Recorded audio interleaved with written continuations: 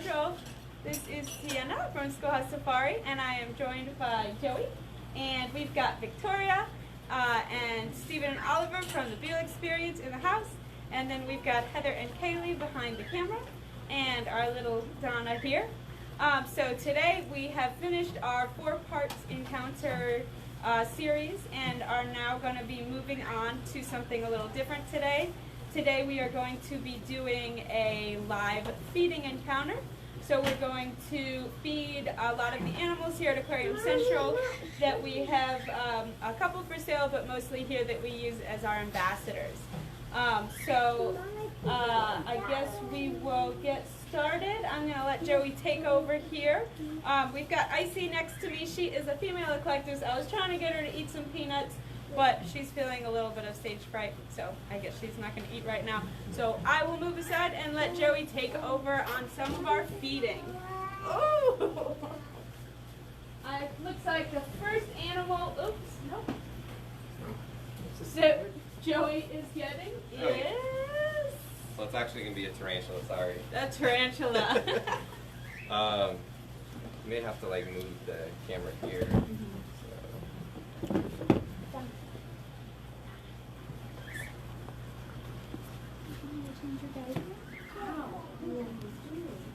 See if I can get her to eat. This is a Brazilian black tarantula. So she'll just randomly grab something to get her to at least come down a little bit.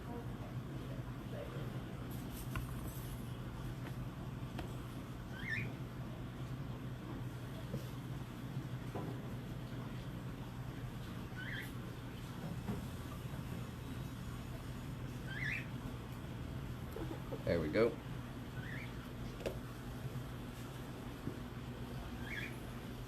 Steven, you can probably get your other stuff ready.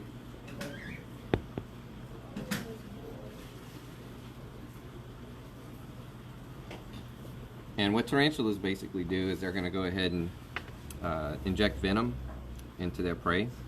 They'll start breaking down their insides and they'll chew them and kind of roll them around into a ball. And as they're doing that, they're sucking up those juices, and at the very end there's a little ball left over. Let's see right there, which is just the non-digestible parts of the exoskeleton of the insect. Everything else is pulled in, and these guys will eat several times a week. And as they eat more and more, their abdomen will tend to swell up, especially right before they molt. They will be nice and fat. She just actually molted about probably about 3 months ago, so at the end of the year she'll go ahead and most likely molt again when she's had plenty enough meals. I'm going to bring a couple of other arthropods out to feed.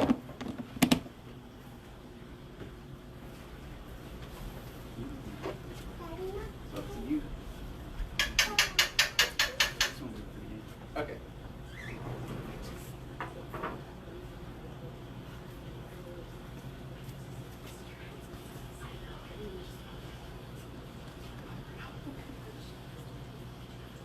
Get up closer. You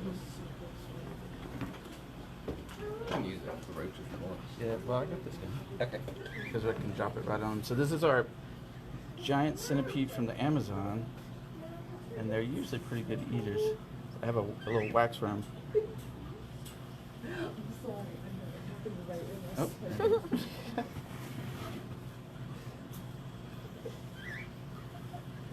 And these are pretty good eaters. They'll eat just about all the time. And these ones, I've been able to feed fruit and live animals and koi pellets like fish food. Eat a lot of different things. Which is pretty unusual because most centipedes are strict carnivores. And these tend to eat a little bit extra things, more scavenging and fruits. See, this one will be a little more active.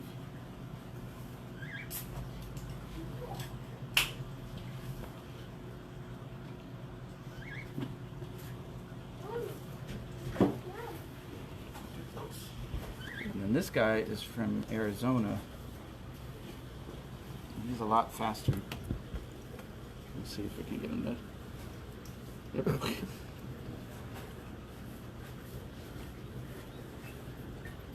So this is the same species we have here in Louisiana, but the ones from Arizona have a different coloration. And this one's still a juvenile. It'll get bigger than this. Can a centipede kill a human? Probably not. Maybe if you're allergic to centipede venom or something, but normally it just really hurts. Would a centipede venom be similar to a bee sting? Some of them, some of them would be worse, but the same feeling. It's a neurotoxin, I think, so it hurts You want to just quickly. stick your hand in there You for the can- viewers To see what it's like? Yeah. Uh-huh.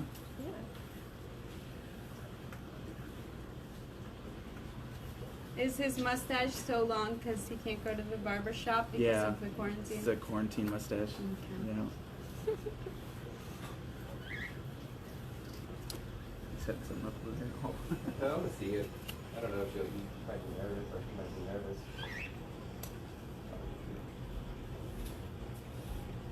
Oh, oh. Try that again, or do you think that's it? Oh no, that was just an experiment. Experiment. Do you want to do any more breaks? I have, yeah. It'll take me just a second.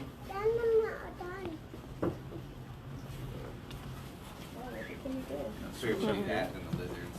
Yeah. We'll work our way to like, snakes. All right, Kaylee, get this one. The food chain? Yeah, pretty much. You have to be careful. These guys bite.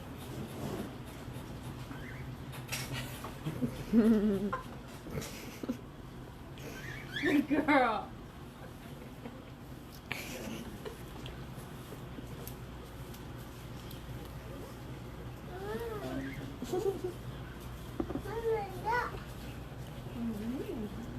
Yo, those vegetables right in front of us. Please, please feed me. Feed those vegetables right in front of us.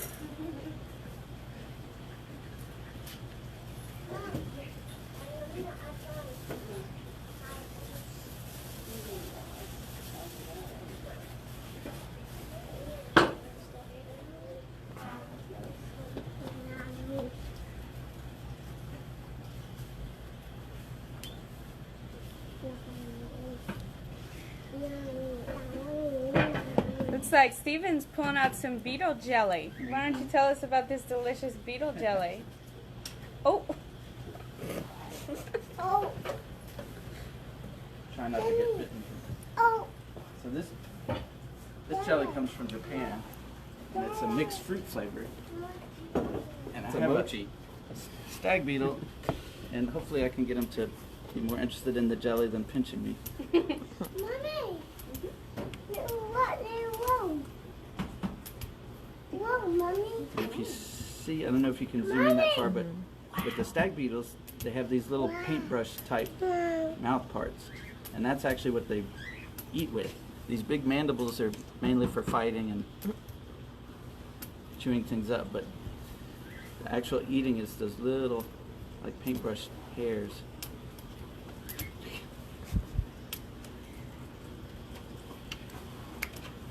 So just kind of wicking it up. Yeah. Almost. Yeah. Just the juices. Mm-hmm. Because most insects, they would use their mandibles for like basically like breaking up their food. Uh-huh. These guys don't use that at all. Right. Yeah, so they have these huge, impressive Mhm. mouth parts, and this little tiny hair thing is what they're eating. Mm-hmm. Daddy. And what kind of beetle is this? This is a Asian stag beetle. And is he full grown? Yes. Mom. Daddy. Look. Now this guy, he can pinch as defense. Yeah. Can he also bite? No, that's the only like bite, like eating mouth part is that little paintbrush thing. Okay. So So he the would. pain would be the painful part is the mandibles that they don't even use to eat with. I'm hungry. We have a biscuit, monkey biscuit or something?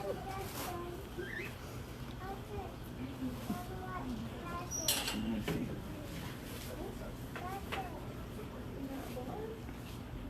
We'll probably be able to leave him there for a minute, but we have baby emperor scorpions. I'm going to see if they'll eat some wax.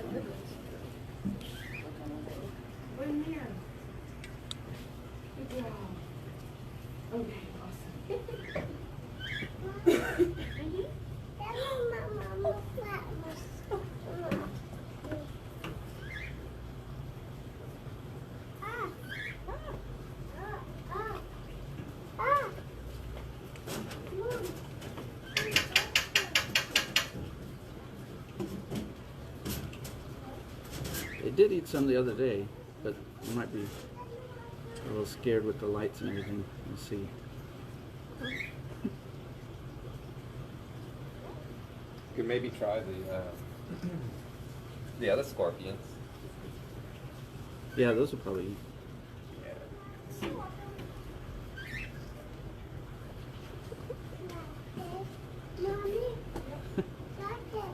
Yeah, they're more interested in getting away, I think. Mm-hmm. Oh, she's really mean today. Mom! Mom!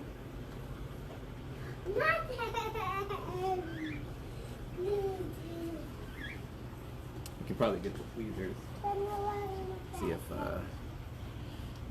she might be interested in a wax worm. This is a desert hairy scorpion from Arizona. Oh, maybe.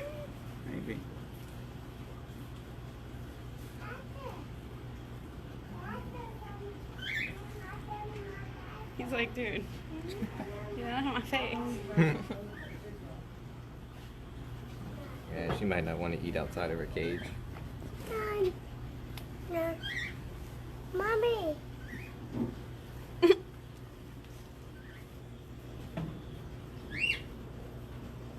Probably not today. Mommy! Look, Mommy! Mommy! Look! I see. So we do have a couple of the baby emperors eating. Mommy!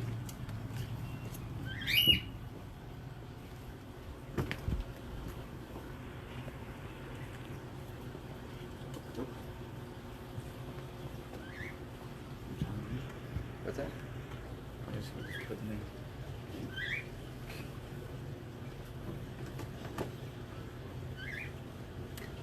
Can you show a size reference for the babies? Compared to an adult. We can show a size reference with this peanut. Stick this peanut in there. They look like they're about the size of a peanut. Mommy! Yeah. Yeah, Mom. Yeah, round. Jelly! Mm-hmm. Mom! So they're like little peanuts. Jelly, hi! But they grow to be one of the largest scorpions in the world. Hi, Jelly. Do you recommend these guys as pets? As far as scorpions go, these are pretty good pets. They Mommy. have very mild venom and usually don't sting. Mama. Donna is not British. She's German and Russian. Mommy. Colby. Mommy. Mommy.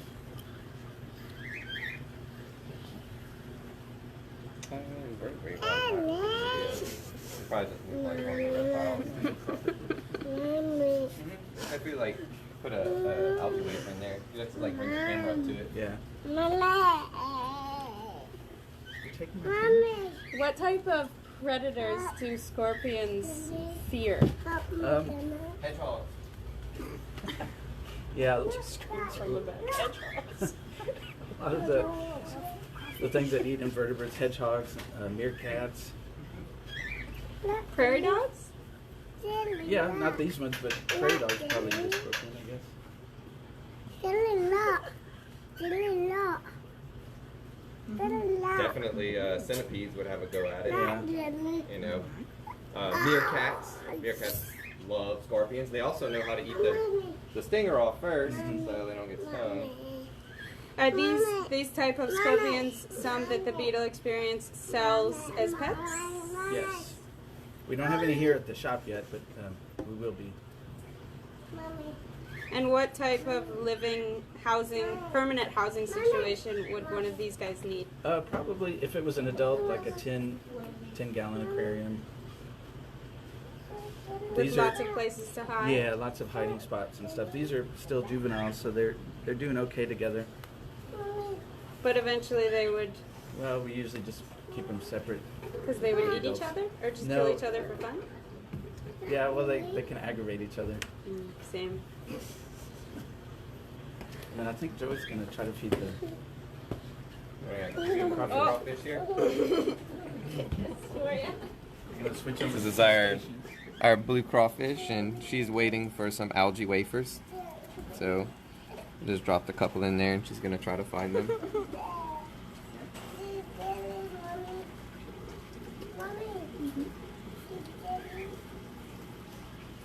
Being our native Cajun swamp crawfish, they eat a lot of vegetation. Of course, what she's on is fake. So they've got kind of a sensory overload right now.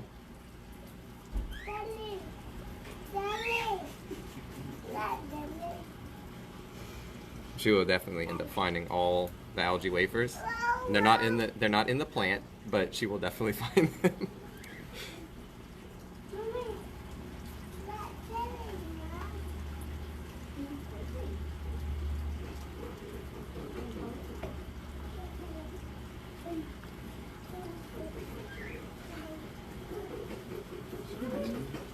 No, she's still looking. She's gonna find them though.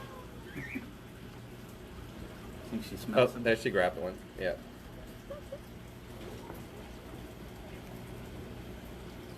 Alrighty, I think we're gonna move along to Joey, what makes her blue?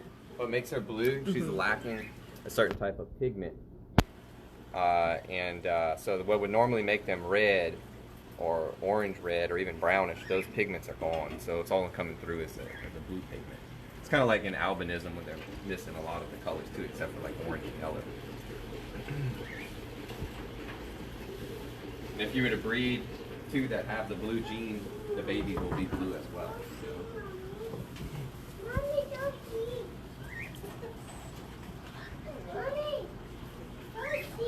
I'm going to switch over to reptiles, and here's a male bell chameleon. His name's Roz. Of course, they have a sticky tongue like all chameleons.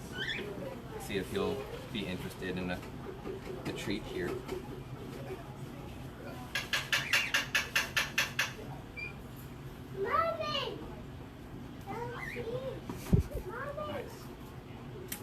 And these guys are found in relatively arid situations. They're found in parts of Saudi Arabia, Yemen.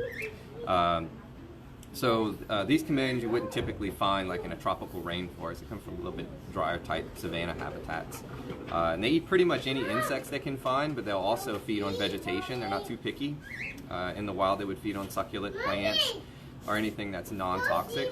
And in captivity they'll oftentimes feed on like green leaf lettuce, romaine lettuce, and other types of dark leafy greens, which is pretty healthy for them.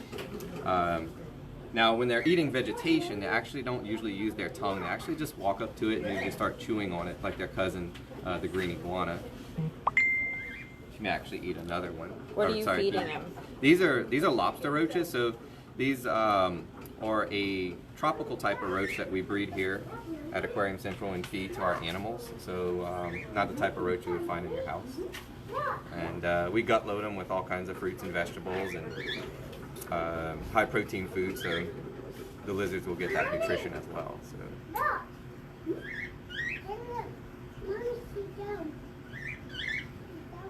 got enough, buddy?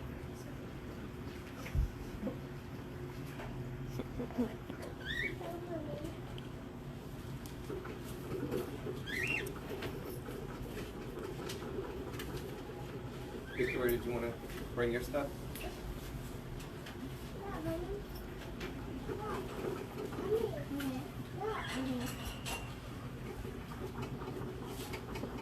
Got a couple more reptiles coming out in a minute.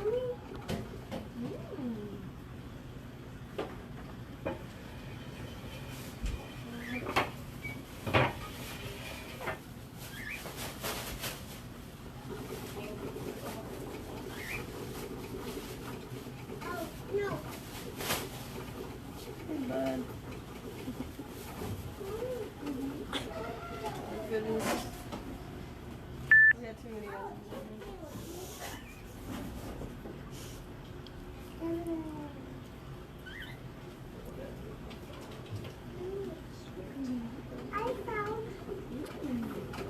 So this is Falcor, a bearded dragon. See if he'll take a hornworm for us.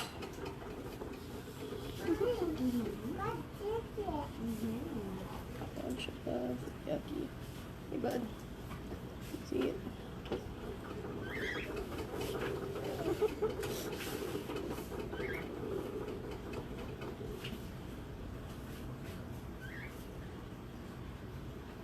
Oh, yeah. Not interested at all.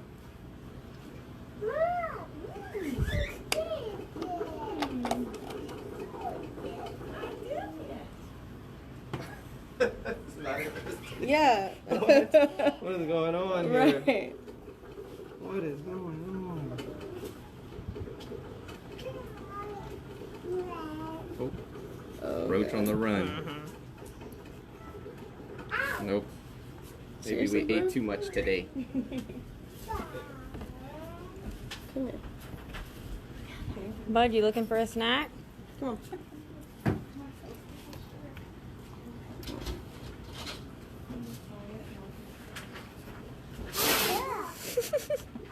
Bro, not even.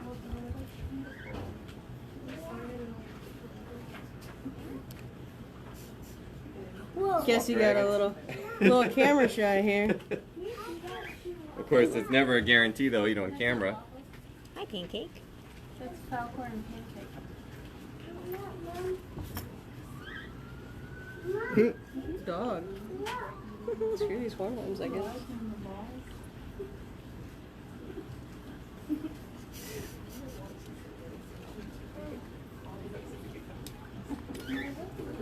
Nothing.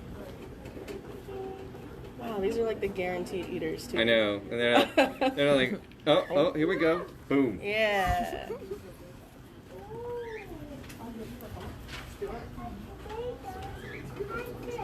And see, like, their cousins, chameleons, they use their tongue. Of course, it's not as impressive, but they do have a little sticky area on the top of their tongues. And these guys also are omnivores, so probably won't go for the vegetables as easily. It's not as enticing.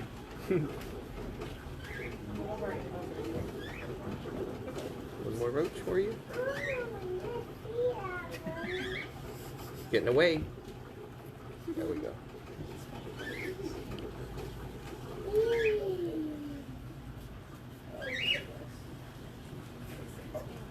And bearded dragons, not only will they eat insects, but sometimes even in the wild they'll also eat small rodents. Not sure. Well, see. This was a pre-killed animal, so this baby mouse was actually frozen already, so we did not kill this one. Bearded dragons are not extremely picky when it comes to food choices, although individuals have preferences. Pancake does love some pinky mice. Just not being about being picked up right now.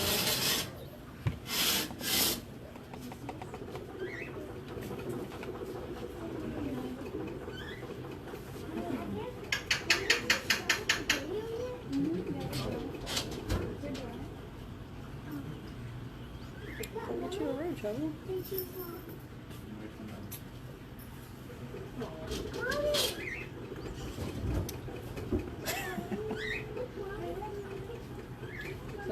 It's a baby roach hitching a ride right there.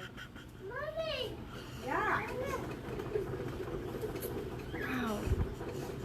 All of you are just being so rude. Nothing. Nothing. So we have Boudin right here. Let's see if Boudin, a blue-tongued skink, would like something to eat. Blue-tongued skinks are omnivores, and they'll also eat small rodents sometimes. So we have a convenient small rodent.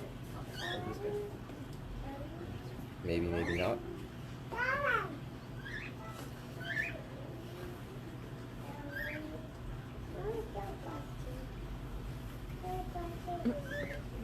delicious. Mouse.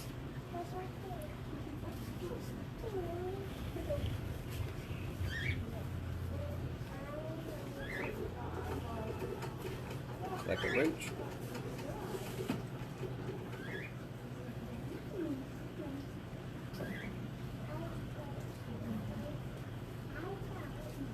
No? Too fast for you. Way too fast. Way too fast. No? Think they'll eat a whole one? Maybe. Sometimes they like bananas too. We'll see. Banana.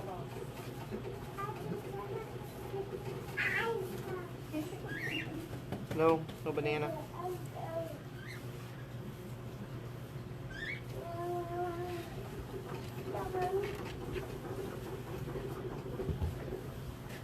Peanut, Mommy. We'll go grab pumpkin real quick.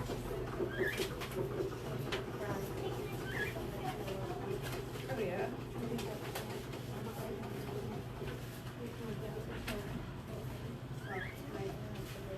Peanut, Mommy. Okay. Peanut. Mommy. Peanut, Mommy. Peanut. Peanut.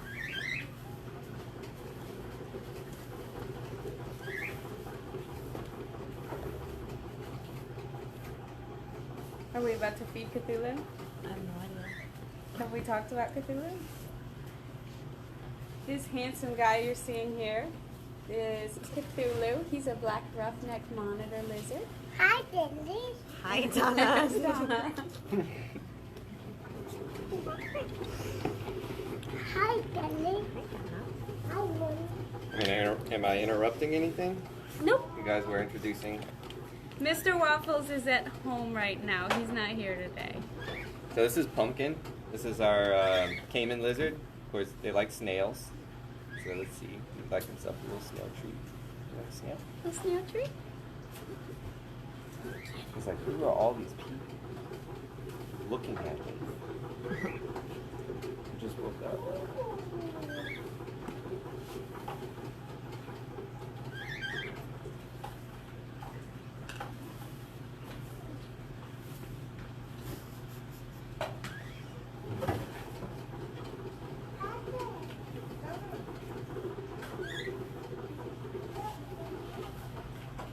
No.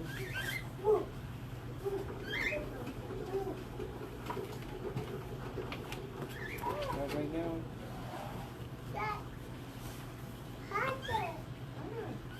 Oh well. Part of working with wild animals is that we never know exactly what they're going to do. And some days they're in bad moods, so we leave them in their houses and don't bring them out on encounters. And some days they don't want to eat their food, and so we don't force them.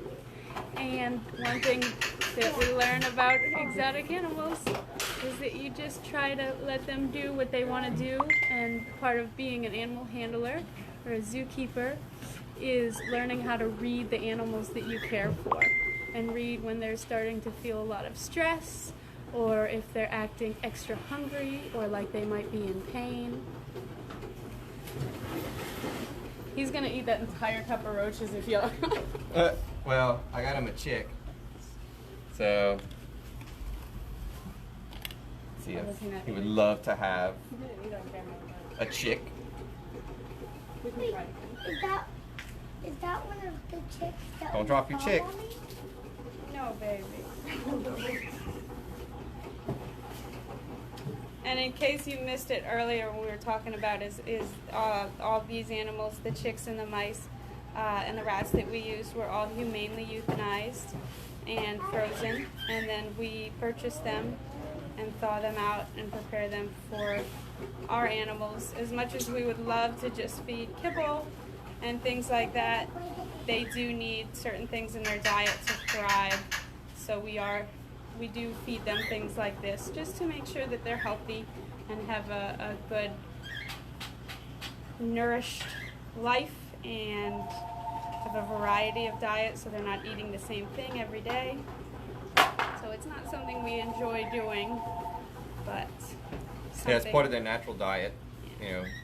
black roughneck monitors, they're quite arboreal, which means that they hang out in trees and they do feed on nestling birds pretty frequently. Also small rodents, large insects. They really don't touch fruits or vegetables. It's really not part of their diet. So even though they're fairly closely related to snakes, monitor lizards can't eat something too much larger than their mouth, but he can definitely pull it down in his throat and easily swallow it. If it was much larger than that, you can have a hard time. And can you tell us a little bit about his teeth? Sure. Most monitor lizards have very long, sharp teeth, and that's for gripping onto their prey, so their prey does not escape. Most monitor lizards, like I've said before, they're active hunters. They're not super big into scavenging. Some species are scavengers.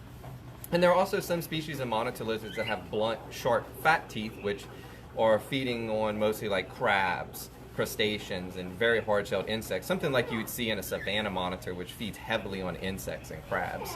While these guys are more generalist, these guys will feed mostly on anything that'll move, that'll fit in their mouths. So, and what I'll do is, I guess we'll get Rome out. Sure. Yeah, just give me a sec. And one thing about Hello. Cthulhu here is that he doesn't have very long teeth. They're very similar to sandpaper, just like a snake's teeth. So we let him keep his nails very long so he's able to tear up his food into bite-sized pieces since he can't really chew. Yellow squash is Falcor's favorite veggie, so he normally takes it pretty easily.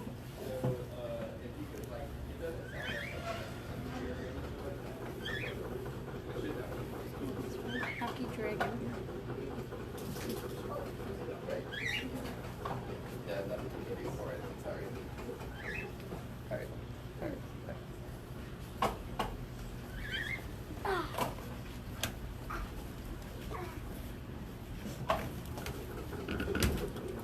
You eat this worm now?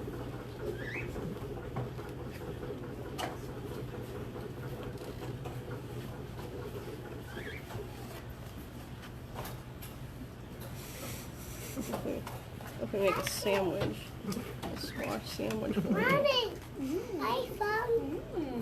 But you're not tricking me. There's a worm on there.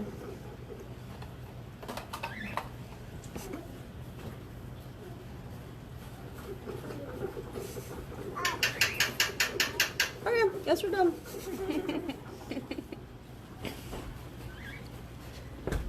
Okay, looks like next up we have Rome, our green iguana. So he's just chilling on the branch here, and green iguanas are strict herbivores. So they only feed on fruits and vegetables. They do not feed on any live protein like we saw with her cousin, the black roughneck monitor.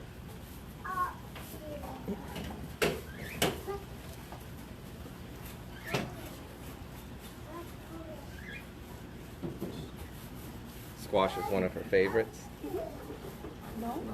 So are bananas.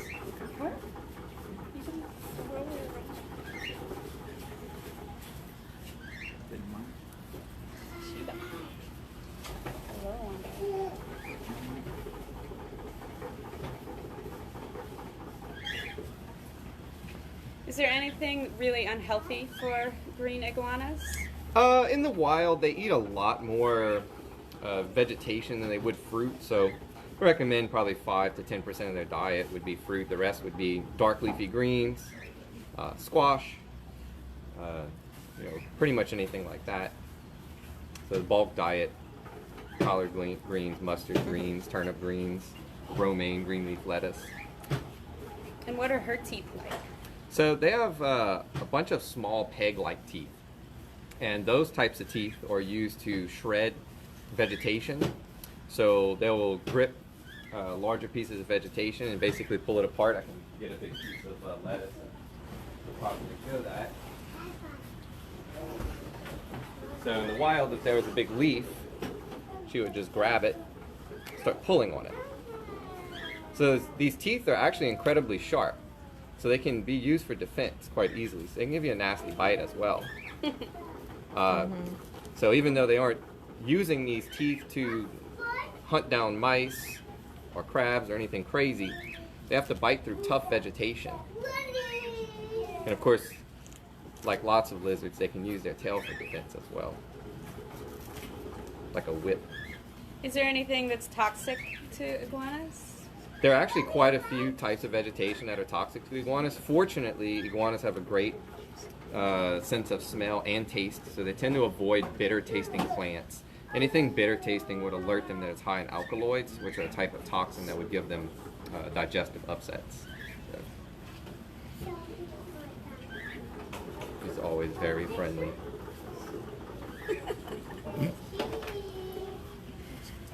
And are iguanas an animal that you recommend as a pet?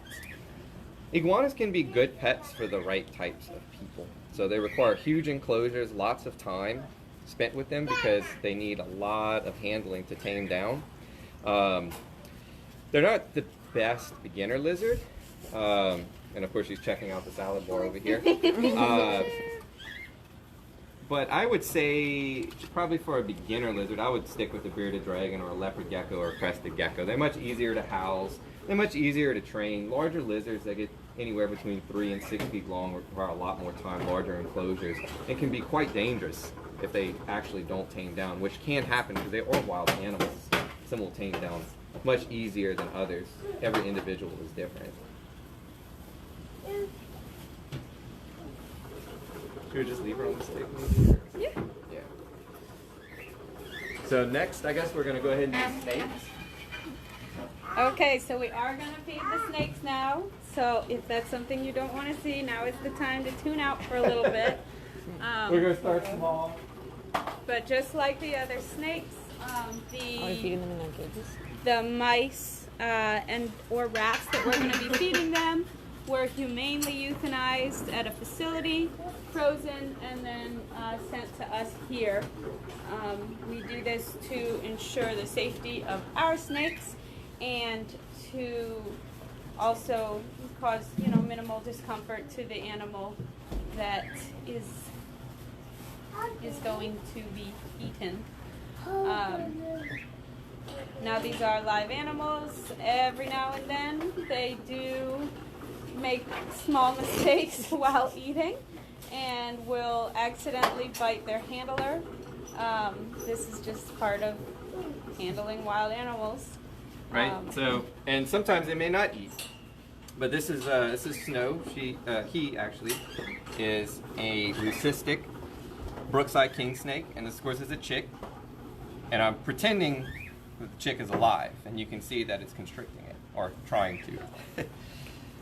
And king snakes are very important in the wild because not only do they feed on rodents, and of course sometimes birds, that's not their top choice because they don't really spend a lot of time in the trees, but they also feed on multitudes of different types of snake species, especially venomous snakes. So our native king snake is a speckled king snake, which wouldn't look anything like this at all. It would actually be black with lots of yellow spots. It would have a yellow spot on each scale.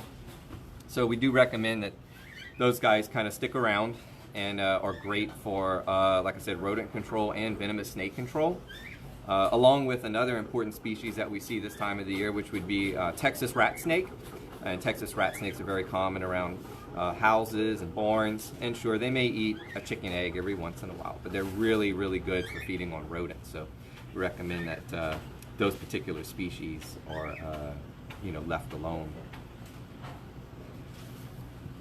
And of course, as we can see, he's trying to make his way to grip the head. They'll usually start at the head. Sometimes they aren't the sharpest tool in the shed, and they start the other way, which takes a little bit longer. But they'll go ahead and dislocate their bottom jaw, and there are a series of ligaments that are extremely elastic, which allow them to basically walk over the prey item. So they're using their top jaw to walk over the prey item, which kind of is like a conveyor belt that pulls it into the throat. And of course, they're extremely muscular, so they can use all those muscles along the esophagus and lining it to push the prey all the way down into their stomach. Interesting fact about snakes The snake's closest living relatives are monitor lizards. And monitor lizards have very, very limited ability to do the same thing. Their jaws are a little bit flexible, but not to this extent. Also quite interesting is that snakes, like most elongated vertebrates, that have lungs, one lung is much longer than the other. So what that allows is their organs to fit in their body. Because if they had two very large lungs, then their liver and stomach and kidneys would have a very difficult time fitting in there. I'm going to go ahead and let him finish in peace, and we will try, I guess we'll try Jules. And totally different type of snake. And normally we don't recommend moving snakes anytime soon before or after feeding, especially not during feeding. But for the sake of education, Joey also knows his animals very well and knows which ones will tolerate handling while feeding.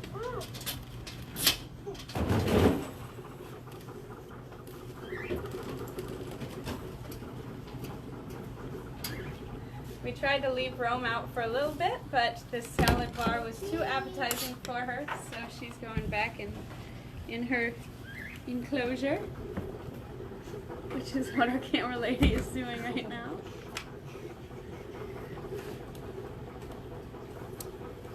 Joey's getting out Jules, who is an albino Burmese python.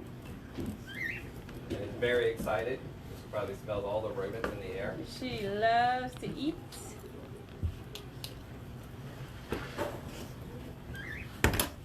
Now, all of the snakes that we have here at Aquarium Central and Schoolhouse Safari are constricting snakes. That means none of us are venomous. None of them have sharp fangs or any fangs. Burn a stick. Ready? The stick. What about? It would be safer. Oh, okay. You want to put her on the stick? She'll probably fall off the stick if we try to feed her on it. Yeah, I feel this is a little bit more. I'll just kind of hold her while I'm doing it. So, Jules here, being a Burmese python, feeds on much larger prey items. Like this rat here would be about appropriate. She could eat things a little bit larger. I don't want to fall off the table, so I'm going to push it back up here. Let's talk about it for a second. Being a constrictor, the more she feels the prey moving, the tighter she squeezes. Now, what that would mean if this rat was alive is that every time the rat breathes out, she squeezes a little bit tighter, which means the rat can no longer take in any air, so the rat basically dies from not only being crushed, but also being asphyxiated, so it cannot get any fresh air. And Burmese pythons, of course, found in Southeast Asia. This one is still a juvenile. They can get upwards of 20 feet. Typically in captivity, we see sizes anywhere between 10 and 18 feet.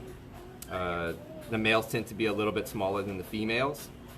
So unlike their cousin boas, who would actually have live birth, which in the eggs would stay in the female until they hatch and come out as live individuals, pythons, they lay very large eggs, and those eggs can take a couple of months to hatch.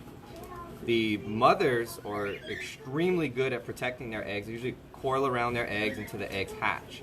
So they're actually very maternal. Another very interesting thing about these guys and most pythons is that they have heat-seeking pits, which can detect heat signatures from birds and small mammals, which they predominantly feed on. And sometimes we see it in boas, but it's a very predominant in pythons to have those heat-seeking pits, as well as most vipers. So things like water moccasins and copperheads, they tend to have those too. Although they're not super closely related, those traits had actually developed independently. So she's struggling a little bit with this, so I'm going to go ahead and put her back in her enclosure so she can eat in peace.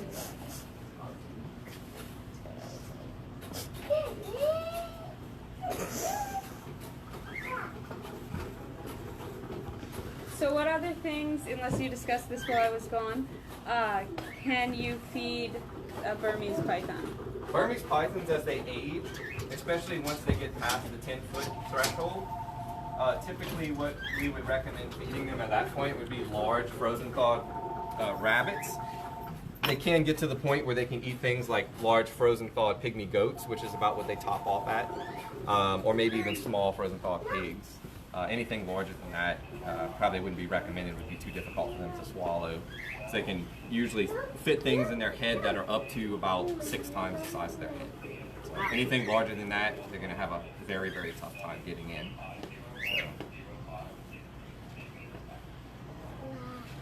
So what you want to do next? Do we have any mammals? Maybe the prairie dogs?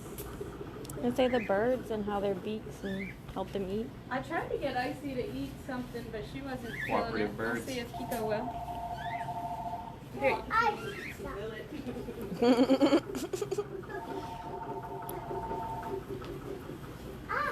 So birds have big, sharp beaks that use to break open nuts and things like that. You don't usually like peanuts, do you? They can also use their feet very well. Sorry.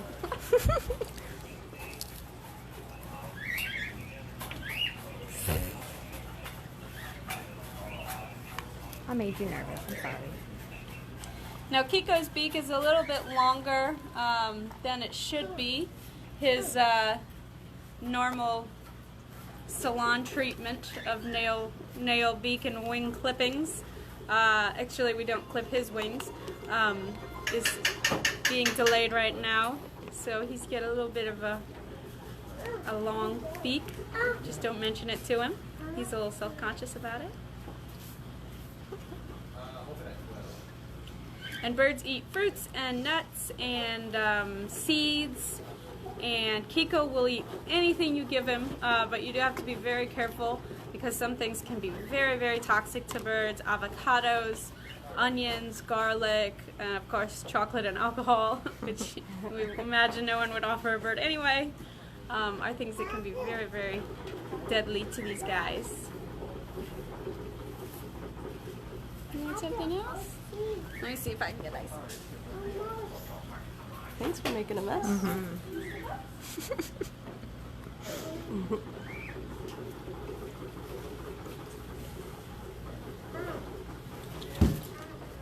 So this is Kiko and Icy. Kiko and Icy are the same type of bird. They're both Eclectus parrots. They look different because Icy is a girl, so she's red, and Kiko is a boy, so he's green. Icy is actually about 23 years old, and Kiko, on the other hand, is I think about 6 or 7 years old. These guys live a really long time. They can live anywhere between 25 all the way up to about 60 years old. So even though she seems very, very old for a pet, she's still got a long life ahead of her. We've had her since my family has had her since she was just about 6 months after being hatched.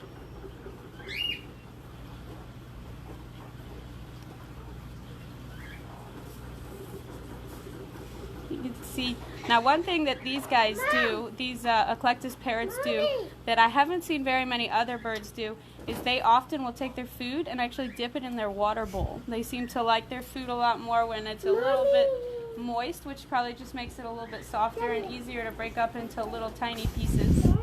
But as you can see, they don't need it.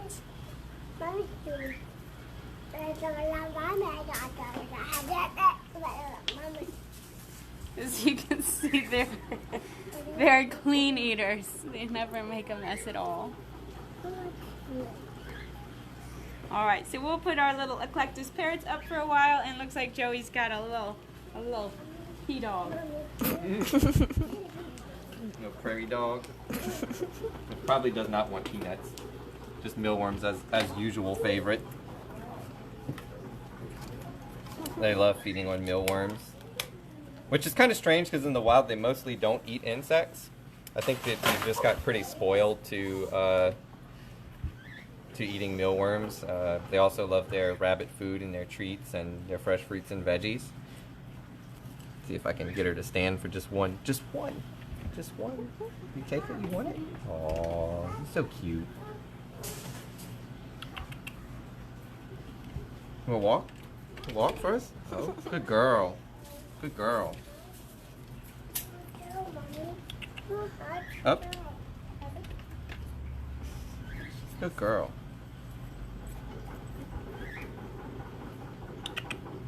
Stand up. Nope. Oh, you see the bowl. Up. Oh, good girl. Very food-oriented animals. You want to show them your belly?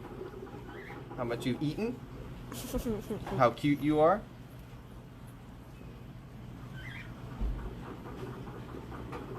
I love belly rubs. Mommy. They're one of the cutest wild animals ever. Mommy. Yeah. She's funny. She's funny, yeah. Good girl. I got some shrimp thawed out if you just want to like finish off with the. I could feed the sharks and they can watch them swim around. Mom. Yeah. See how much Okay, if time they anybody got else left. wants to see any non-aquatic feeding, let us know who you want to see real quick. We're about to move on to the aquatics.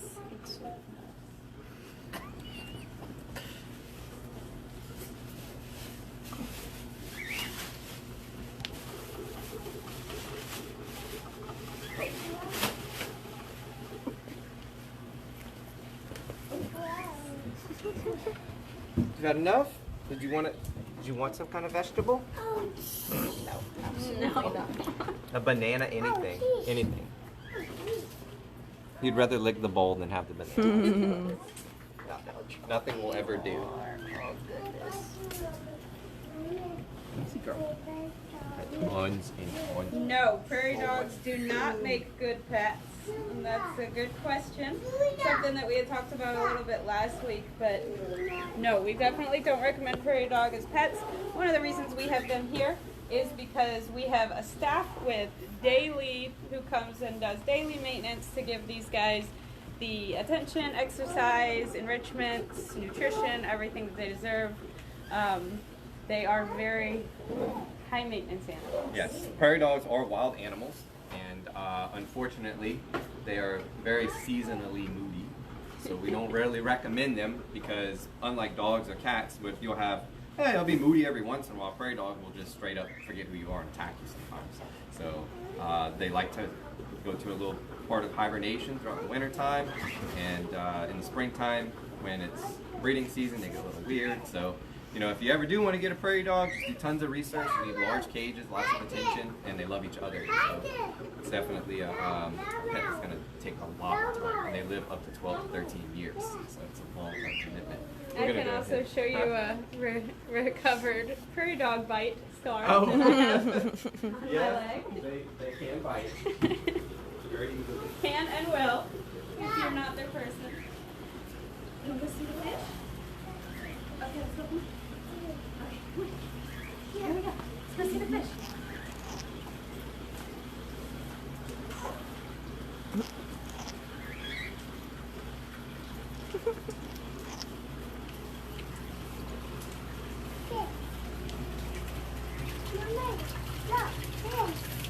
So what I'm going to do is I'm actually going to feed these guys, and I'm just going to throw some vitamins in their food, and I'll dump it in there. And so you can start filming them now before they're, you know, swimming like crazy. Mom. Don't see water. Steven, come see. Don't see mommy. Can we lift this up and put it on the ground? Yeah, because you put all your stuff here where it needs to be filmed. Don't see mommy. Don't see mommy. Mommy, don't see.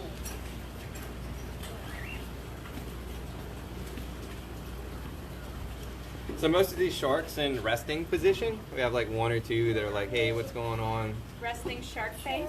Yeah, that's right. So they're not too excited right now, but I'm about to dump some food in here, and this is when you start to see the frenzy go on.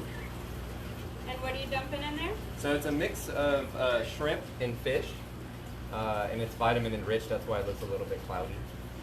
So once they sense it, they all just start going pretty crazy.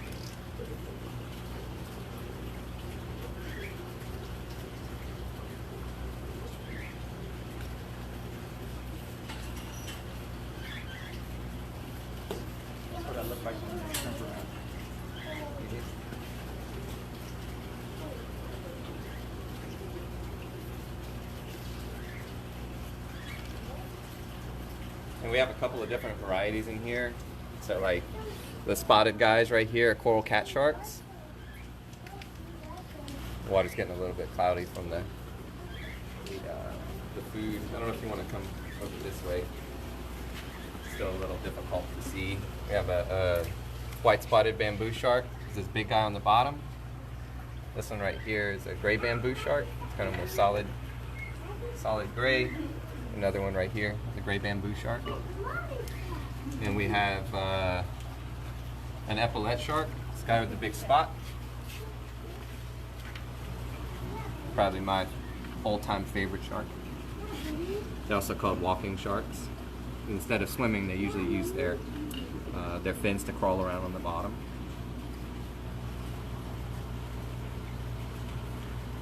Can we see the pufferfish? I just dumped all the food, so I don't have any more food. What about we'll just let them out and get all the food real quick, but they're all gonna go crazy. So that's a yes and no. No.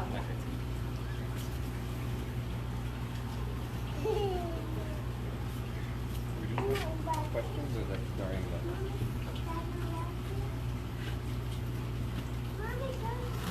So I think that is the last of the animals that we're going to feed today. We are here for another minute or two. If you guys have any questions, now is the time to just pop them in on the comments section, and Joey is here to answer your questions. We do want to thank you guys again so much for watching. As promised, we will try to continue to do something for you guys every Friday. We're not sure yet what exactly we have coming up next week, but we will figure it out, and it will be awesome and educational and fun. And keep in mind we're still open here at Aquarium Central. We're not currently doing encounters, however I do believe we are booking encounters. So just if you're interested in that, pop onto our website at schoolhousesafari.com. And you can always come anytime that the store is open. You're welcome to come and check out our animals and see how they look. And of course we have some really cool aquatic animals for sale here. Joey will help you get your fish tank set up or back to new if you're struggling with your tank. And if you have any ideas of what you'd like to see next week, just leave us some comments. We'll leave this video up for a couple days, and we really appreciate all your support. We hope everyone is staying healthy and washing your hands and keeping 6 feet apart and really enjoying this time that we have with our family, and hopefully we can get things back to normal soon. Yep, hopefully so.